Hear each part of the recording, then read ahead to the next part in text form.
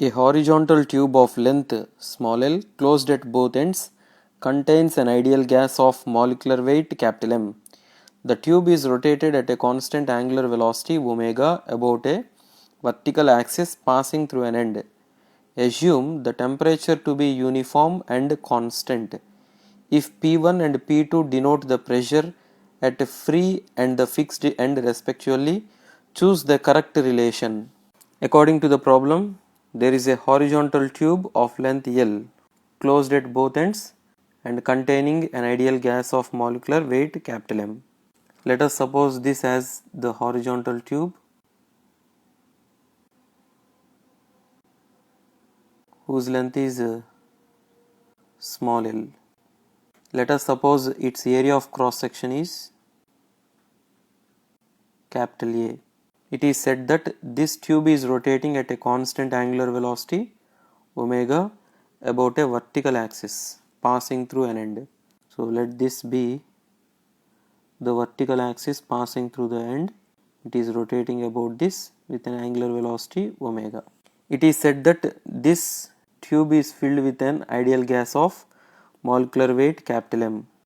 So molecular weight of gas filled in this is capital M. Now it is also said that P1 and P2 denote pressure at free end. This is free end P1 and fixed end is this. So P2 are the pressures at the ends. Now let us consider a small element of length dx which is at a distance of x from the axis of rotation. Now for this small element to exhibit uniform circular motion about this axis in a horizontal plane, there should be a centripetal force acting on this small element towards the axis of rotation, and that force, centripetal force, is given by Fc is equal to mass of that small element.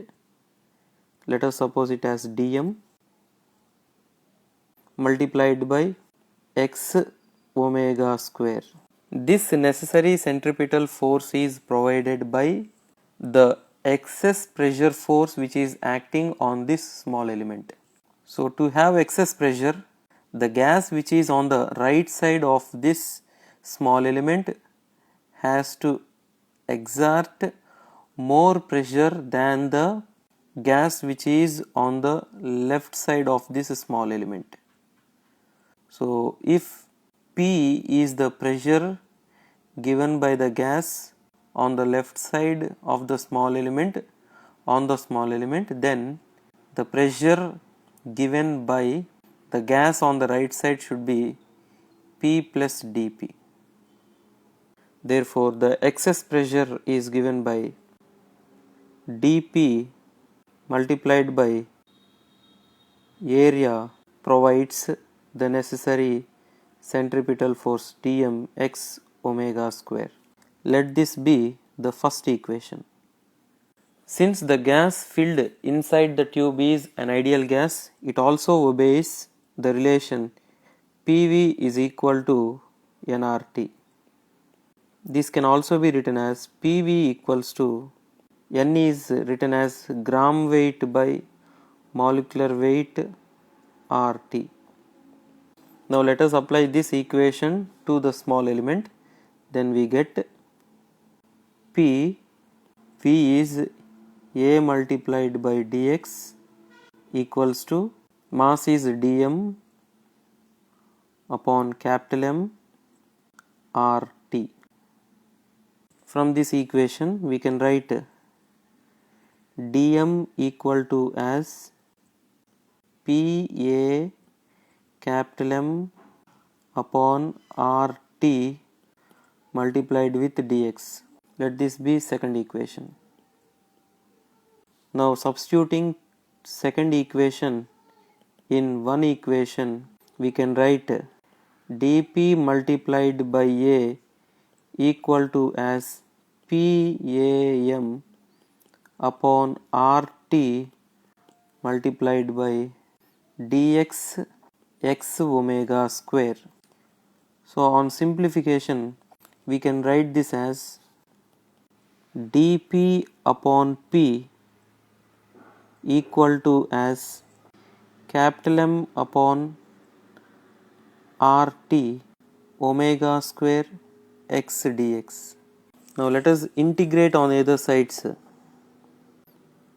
dp upon p is equal to capital M omega square upon RT integral x dx. When x varies from 0 to L, pressure varies from P1 to P2. On integration we get log of P under the limits P1 to P2 is equal to M omega square L square upon 2RT. From this, on rearranging, we get P2 upon P1 equal to as e to the power of capital M omega square L square upon 2RT. Therefore, the correct relation between P2 and P1 is P2 upon P1 is equal to e to the power of M omega square L square upon 2RT.